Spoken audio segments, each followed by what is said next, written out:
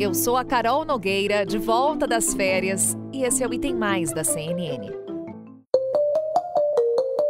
Vamos falar agora sobre as eleições na Alemanha, porque após a saída de Angela Merkel, chanceler por 16 anos, Olaf Scholz está cotado para ser o novo primeiro-ministro do país. O Partido Social Democrata, que venceu as eleições parlamentares, espera agora formar uma nova coalizão de governo até o Natal para controlar, então, a maior potência da Europa pelos próximos anos. Acho que o primeiro tópico para a política alemã será formar uma União Europeia mais forte e soberana. E fazer isso acontecer terá uma influência na estratégia internacional na política externa da Alemanha. Se 3 partidos se juntarem e concordarem em querer ver a Alemanha avançando nesta década, então isso pode ser algo bom, mesmo se eles tiverem pontos de partidas diferentes, e nós queremos trazer a união de uma forma construtiva. Nós vimos que o povo nos deu uma ordem para tentar algo sério e trazer o progresso. Bem diferente do que estamos acostumados por aqui, as eleições na Alemanha são realizadas num formato conhecido como distritão misto, em que cada eleitor exerce 2 votos. Um num candidato específico para uma vaga no parlamento e outro num partido que mais lhe agrada. Parte das cadeiras é decidida pelo voto direto e outra pela votação nas legendas. Foi assim que o Partido Social Democrata, liderado por Olaf Scholz, se saiu vitorioso nas eleições do último fim de semana e terá uma enorme responsabilidade para o futuro alemão. Ele, que foi ministro das Finanças, terá agora que buscar a formação de um governo para conduzir uma das maiores potências da Europa, depois de 16 anos sob o comando da chanceler Angela Merkel. Scholz tem a missão de construir uma coalizão com o apoio de outros partidos para compor sua base de governo. Essas negociações ainda podem demorar alguns meses até que sejam concluídas. Mas Olaf Scholz diz que até dezembro sua base estará formada.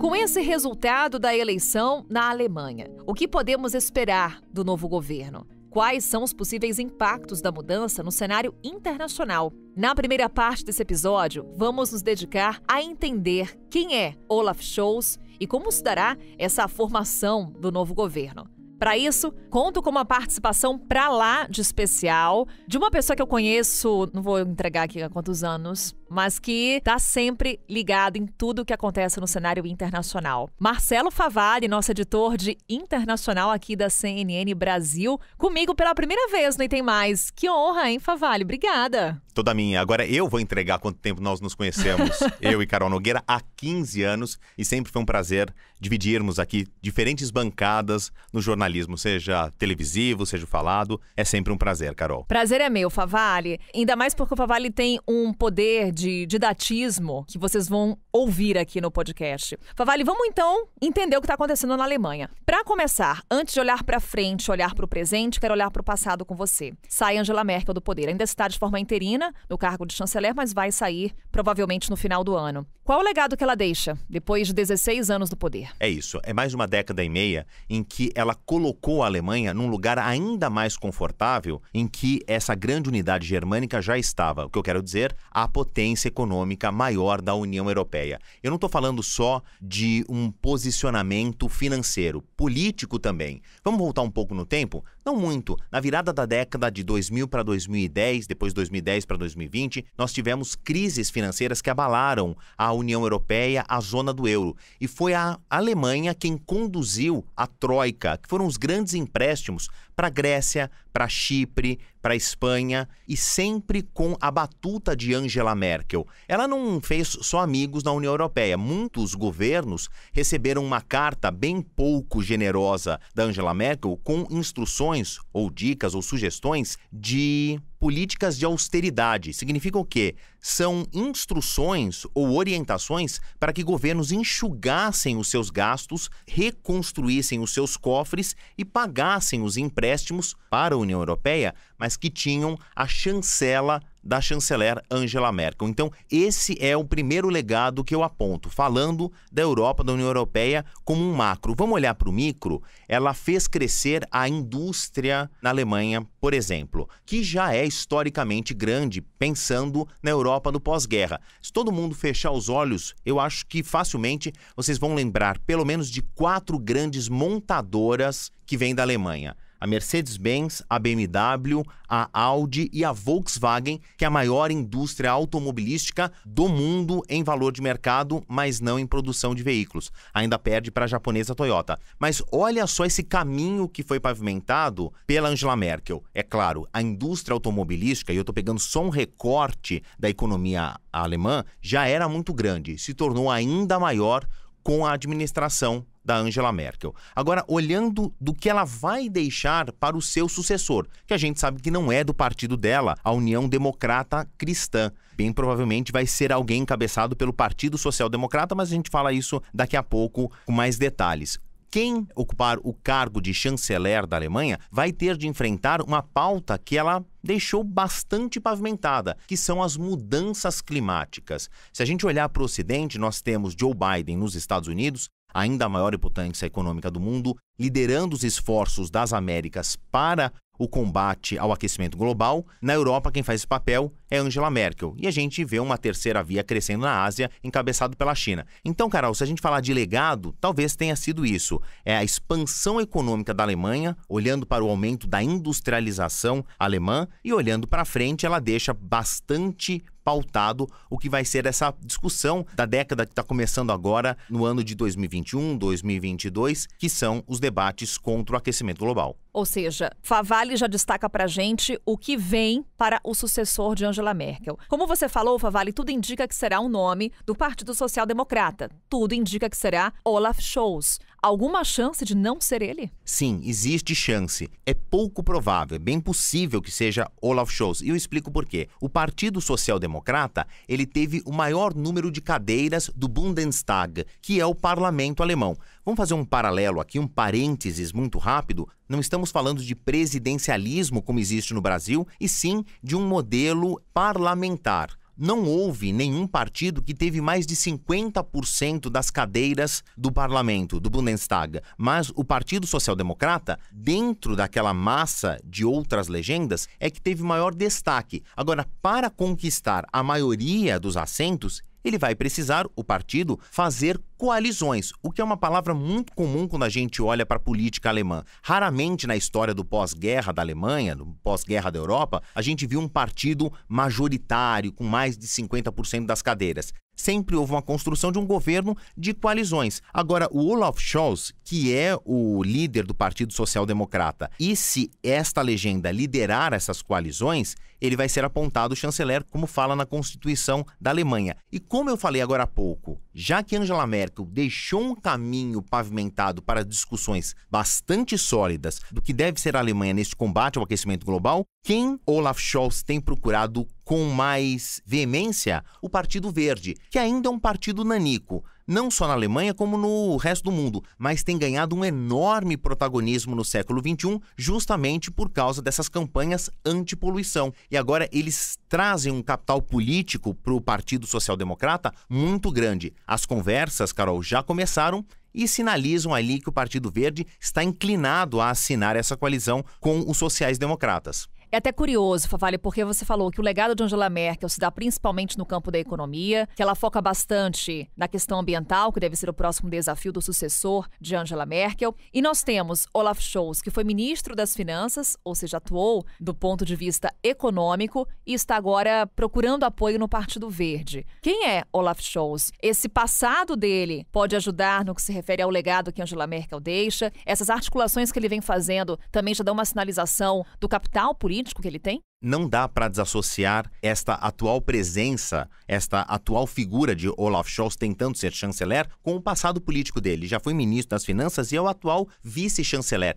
Ele tem muito trânsito na esfera política e também na esfera empresarial. Ele transita muito bem entre os empresários da Alemanha, entre a indústria automobilística, que eu falei aí, que é um dos pilares da economia da Alemanha já há muito tempo. Então ele conhece tanto a linguagem para falar com seus pares políticos, como os empresários que podem vir ali aumentar, vou repetir a expressão que você usou, Carol, capital político para ele. Ele é um político de carreira, bastante experiente, e isso dá munição para ele tentar convencer outros partidos a aglutinar com ele nesta coalizão. Partido Verde é um deles, claro. O outro grande partido que sobrou nesse caldeirão de legendas do Bundestag é a União Democrata Cristã, que não ganhou maior espaço, mas também não encolheu tanto assim. As pesquisas de opinião já mostravam que haveria essa alternância de poder, mas não seria uma mudança de polos. O Partido Social Democrata tem uma política que diverge em alguns aspectos da União Democrata Cristã de Angela Merkel,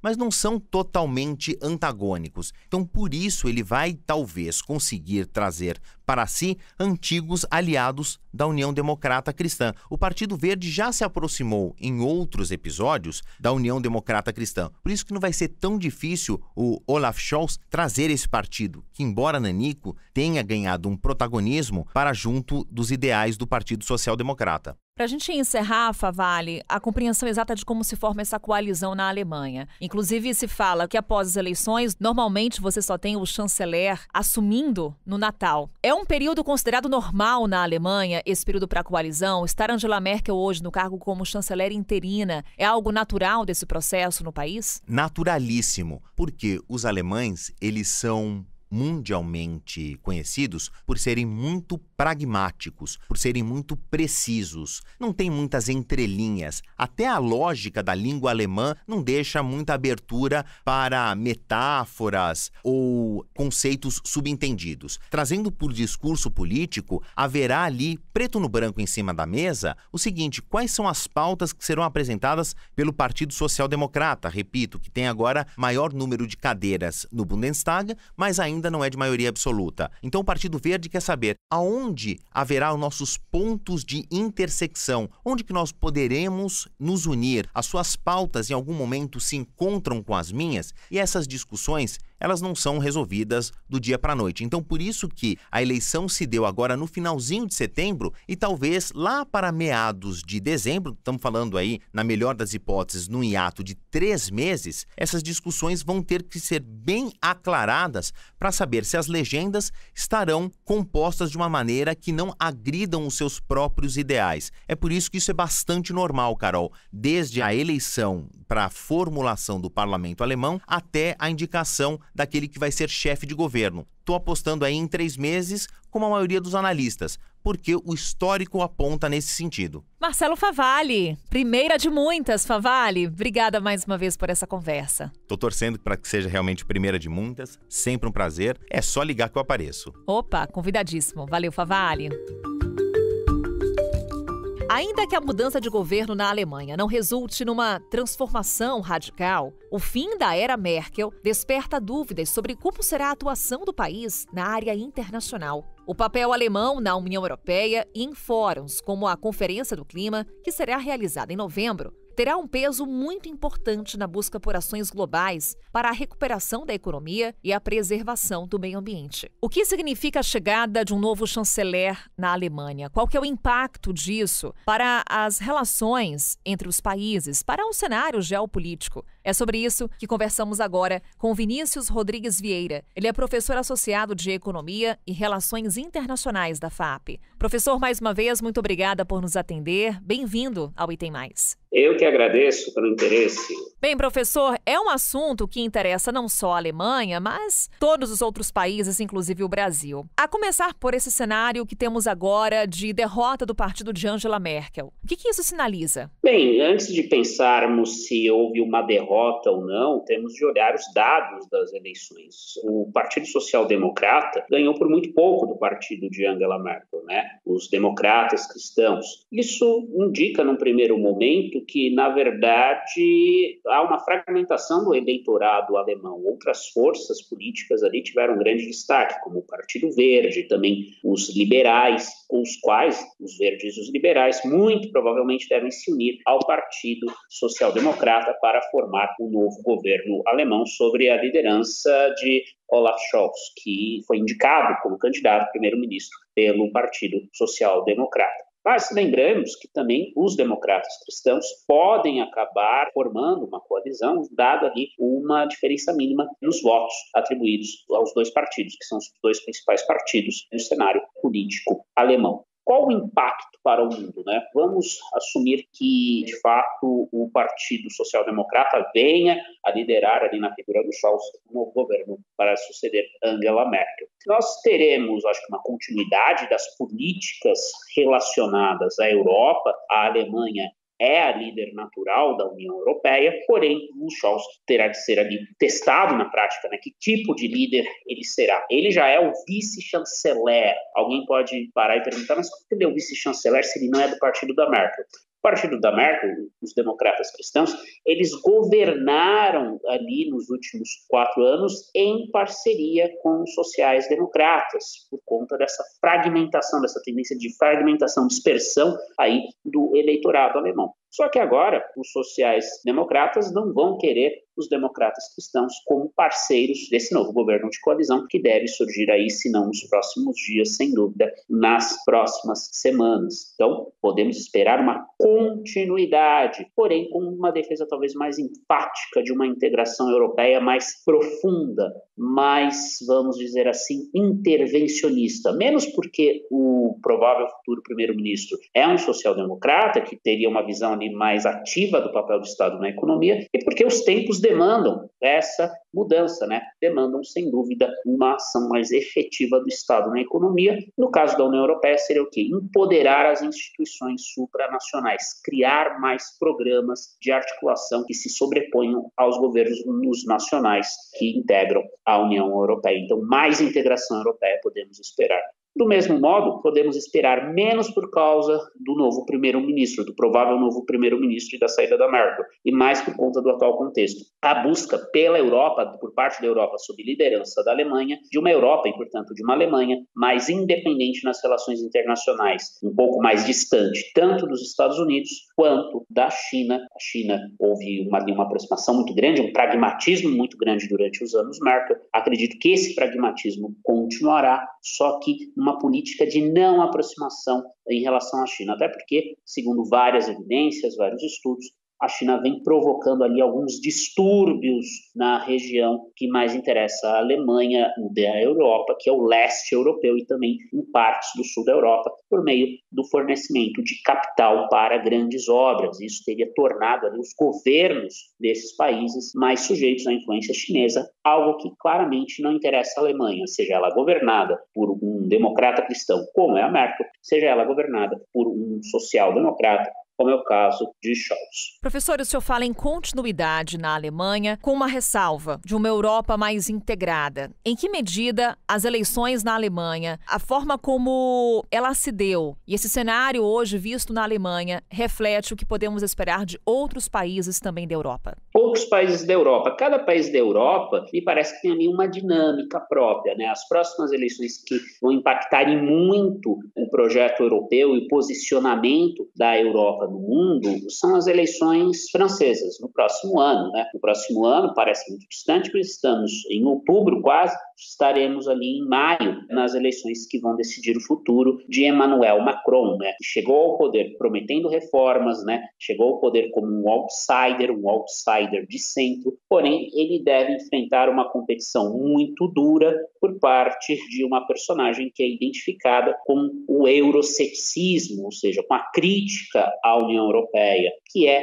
Marine Le Pen, a líder da Frente Nacional, um partido considerado de ultradireita no contexto francês. E, de fato, é um partido que tem ali posições históricas vinculadas ao sentimento anti-imigração, à xenofobia, né? Mas tudo indica que Marine Le Pen vai se vender como alguém, vamos dizer assim, palatável, né? Alguém que seja aceita ou aceitável pelo eleitor médio francês. É um eleitor conservador, é um eleitor que quer um papel do Estado, mas também quer ali uma Europa mais unida. Então, ainda que Marine Le Pen eventualmente tenha algum sucesso eleitoral, não me parece que ela tenha condições de ganhar as eleições na França, o que não quer dizer que Emmanuel Macron será reeleito, haja vista que ele enfrenta várias dificuldades no seu mandato. Talvez possamos esperar ali um revival, de forças tradicionais da política francesa, como os gaullistas, que seria o equivalente aos democratas cristãos na Alemanha,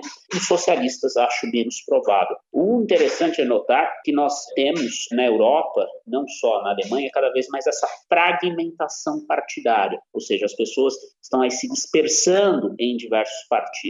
A própria Alemanha é um bom exemplo disso. Os mais jovens, segundo os dados preliminares, votaram nos liberais.